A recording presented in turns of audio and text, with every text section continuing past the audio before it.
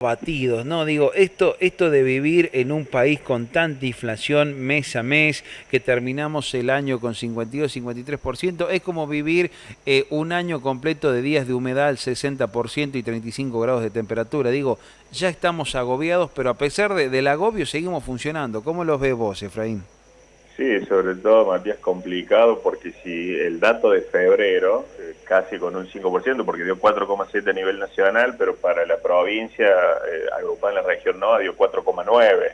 Claro. O sea, ahí picando el 5, y si este número fue alto, no querramos saber cuando se dé a conocer el mes que viene la medición del mes de marzo, porque ahí sí que va a pegar fuerte toda esta situación del precio, el incremento de los commodities a partir de la guerra entre Rusia y Ucrania, el aumento de combustibles que tuvimos el lunes pasado. A su vez tenés que sumarle aumento de tarifas, aumento de prepagas que tenés en marzo, también el inicio del ciclo escolar, que eso significa que se te disparen rubros como indumentaria, como calzado.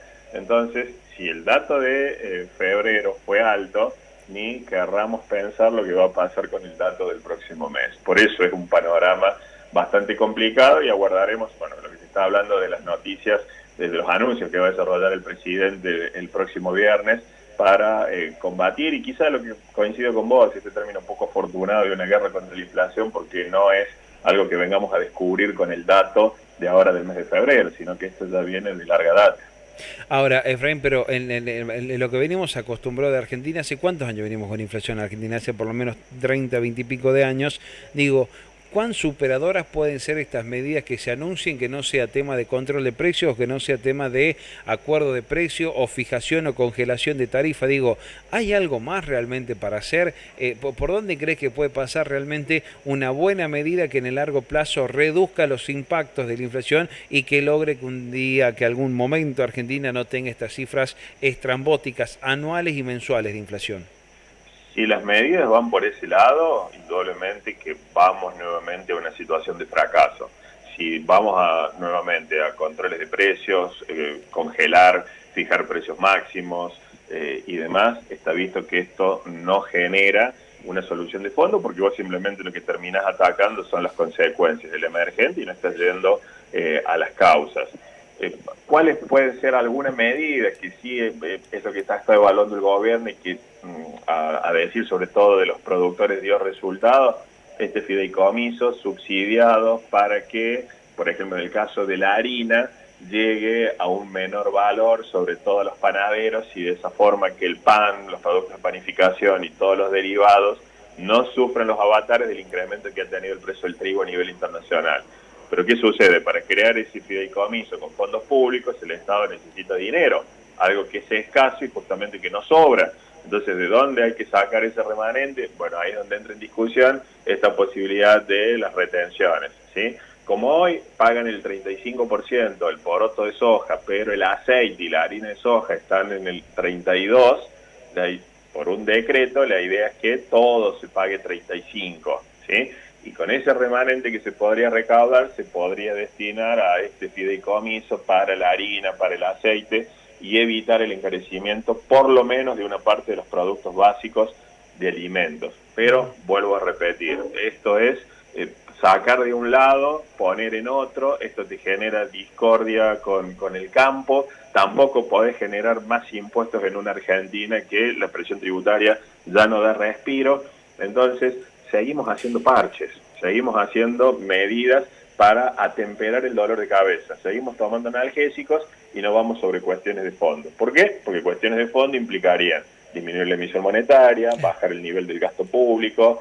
Ya se ha acomodado algo, pero hay que ver cuando simplemente los ajustes tarifarios, todas medidas que resultan dolorosas, pero que lamentablemente en algún momento tenés que empezar a tomarlas. Ahora, Efraín, digo, te pregunto esto, porque primero te iba a preguntar si todas las medidas que se están anunciando que posiblemente el presidente las haga conocer el próximo viernes servían. Sí. Pero digo, vos me estás diciendo que, de acuerdo a lo que saben, no. Entonces digo, ¿por qué no se hacen este tipo de medidas para frenar todo este tema de la inflación?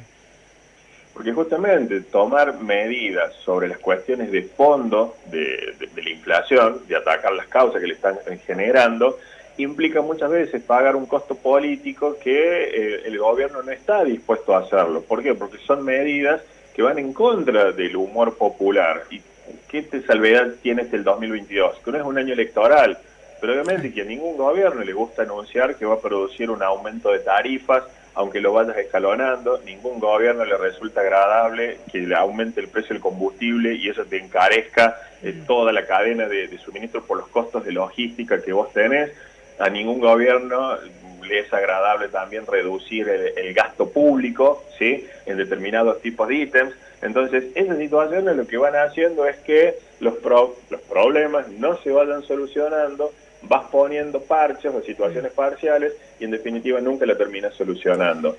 Países que tuvieron problemas similares a Argentina, el caso de Chile cuando tuvo una inflación también elevada en el orden del 40%, le pasó también a Colombia durante la década del 90, le pasó a Israel durante la década del 80, eso no pudo ser solucionado en 2, 3, 6 meses o un año. No, son situaciones de largo aliento. Si nosotros tenemos una inflación por encima del 50% anual, estamos entre los 5 países a nivel mundial, ¿sí?, que más inflación tenemos, es utópico pensar que en 1 o 2 años vamos a solucionar el problema y vamos a tener una inflación de un dígito. Estados Unidos tiene la inflación más alta en 40 años, está bien, es la primera economía mundial, tiene una inflación del 7% y ya genera una preocupación terrible. Brasil, nuestro vecino, tiene una inflación también de un dígito, se le aceleran los precios y también empiezan a tomar medidas, ¿sí? ¿Por qué? Porque la inflación hoy en general ya no es un problema a nivel mundial. Pero en Argentina, como no hacemos y no tomamos las decisiones que hay que tomar en tiempo y en forma, es que se van pateando y se van acumulando gobierno tras gobierno, gestión tras gestión y seguimos teniendo los mismos inconvenientes. Digo, ante este panorama que vos estás planteando, tenemos que esperar que las medidas no den resultado, digo, y que tengamos a fin de año una inflación, no sé, del 80%. Mira, el relevamiento de las expectativas de mercado que desarrolla el Banco Central entre diferentes actores del mercado ya preveían, antes que se conociera este dato, una inflación del 55%, ¿sí?, para este año. Con este dato que se dio a conocer de la inflación de febrero, del 4,7 a nivel nacional, si uno la anualiza ya te está dando el 65% de inflación. Entonces, eso es lo que empieza a despertar las alertas del gobierno de que no tenga una escalada mucho mayor. ¿Por qué? Porque eso te va generando también la presión sobre las pujas salariales. Ustedes estaban anunciando hace un rato las medidas sobre el sector docente, ¿sí? Sí. Las paritarias que se van dando sobre diferentes sectores, ¿sí?, que están negociando valores que usualmente llegan al 40, al 45% y más, que no alcanzan obviamente para frenar el aumento del costo de vida. Si la inflación sigue teniendo esta escalada del 50, el 55, el 60, sin ser pesimista, ¿qué empieza a pasar? Y bueno, las pujas salariales, y con razón, los diferentes sectores, ¿qué es lo que empiezan a decir? Y bueno, lo que negocia el 40, el 45, el 50, con mucho esfuerzo para el gobierno, para un privado, después te queda corto. Claro, a su vez, 3 meses, cuando llegamos a junio te queda corto. Claro, a su vez, Efraín, sabemos que los aumentos salariales, por lo menos en este sentido que se anuncian, es para paliar la inflación del año pasado. Tal cual. Y el otro tema, que es lo que siempre charlamos acá, no sé cómo te cae a vos cuando escuchás a dirigentes de todos los niveles o a personas que tienen responsabilidades políticas en todos los ámbitos. ¿Estamos dando un aumento o estamos generando una situación económica para ganarle a la inflación? Digo, cuando a veces el mensaje debería ser otro, debería ser estamos tratando de erradicar la inflación y no ya asimilarla como algo con lo que tenemos que convivir a diario. Sí, y que nunca llegues a alcanzarla, porque pueden ser muy poquitos sectores lo que eventualmente puedan llegar, sumando los sucesivos aumentos, incrementos que se vayan dando, esta situación de equiparar por lo menos un 50 o un 55%. Esa situación es inviable. Hoy comienzan las reuniones por el Consejo del Salario. Tenemos un salario mínimo en Argentina en los 33.000 pesos, ¿sí? La idea, ¿cuál es? Llevarlo a 45.000. ¿Será factible? Pero aún en el hipotético caso que pueda llegarse a 45.000, vos estás teniendo el valor de una canasta, ¿sí?, que está en el orden de el doble de ese valor. o un poquito menos, en el orden de 80, 85.000 pesos. Entonces, esas situaciones son las que preocupan, que mientras vos no puedas terminar con el flagelo de inflación, esta carrera con los salarios de nunca acabar va a seguir estando presente con todos los inconvenientes que eso trae aparejado. Ahora, Efraín, digo, la gente está escuchando constantemente la radio, ve la tele y demás. Digo, ¿cuál sería la recomendación ante este panorama que si habría que poner un color, le ponemos negro así, negro? negro bien oscuro. Negro, pero así azabache, así, negro azabache. Negro noche. Nada, negro no noche. Un gris. No, negro azabache. Lamentablemente, ¿qué es lo que sucede con la inflación? ¿A quién castiga? Y castiga sobre todo a los sectores más humildes, a los más carenciados, porque vos tenés el inconveniente que los alimentos, el rubro de alimentos y bebidas no alcohólicas, aumenta por encima del nivel de la inflación, porque estamos dando este dato de que la inflación es el 4,7 o el 4,9, pero si miramos la inflación para la región NOA, donde está nuestra provincia, en el caso de La Rioja, los alimentos y bebidas tuvieron un crecimiento por encima del 11%, entonces es mucho más todavía lo que pega, porque tengamos en cuenta que en Argentina, en un hogar promedio, casi un tercio de los ingresos, o sea, la tercera parte de los ingresos se destina justamente a este rubro, alimentos y bebidas.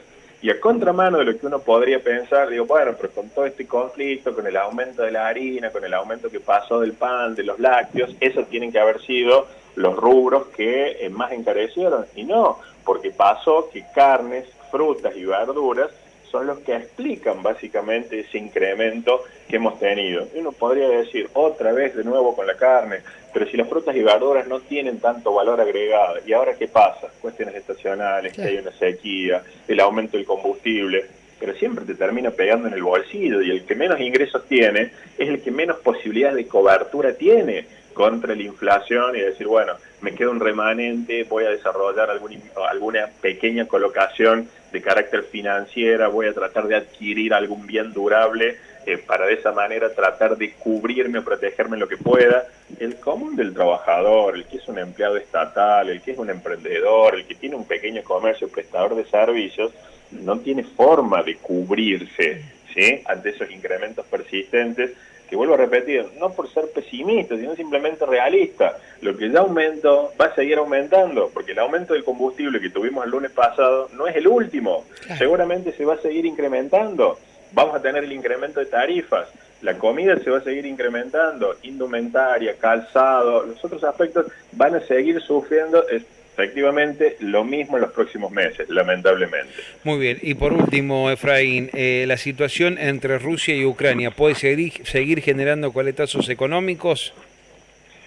Sí, porque sobre todo en la parte de lo que es de nivel de commodities, Matías, tengamos en cuenta que Rusia y Ucrania sí representan casi el 30% de las exportaciones mundiales de trigo, ¿sí? Y ellos dos abastecen a muchos países de Europa y la parte asiática hasta el 70 o el 75%. Eso a su vez también disparó el precio del petróleo, que estaba por debajo de los $100, y cuando estalló el conflicto llegó a los 140 y hoy está estabilizado en los 115. Y eso te va a generar presión, si aumenta el precio del petróleo, aumenta el precio del combustible, aumenta el precio del gas. Argentina importa, y todavía no tenemos frío, pero importamos gas también de Bolivia, y para eso vos necesitas dólares, y si lo compras más caro y sacas subsidios, vas a tener que aumentar también las tarifas. Entonces, si aumenta el precio del trigo, decís, bueno, nosotros exportamos trigo, es una buena noticia, sí, está bien, pero si vos exportas mayores cantidades, producís un desabastecimiento, menores cantidades para el mercado interno. Entonces, ¿qué dice el gobierno? Vamos a poner un cupo, que ya pasó también en otro momento, y no vamos a permitir que se exporten tantas cantidades para bajarlo al mercado doméstico. Pero nada es tan sencillo y tan simple en la economía, ¿sí? Por eso es que al gobierno le cuesta tanto por allí tomar determinado tipo de medidas, porque encima no agarra a la Argentina en un contexto de una economía saneada, bien parada, entre comillas.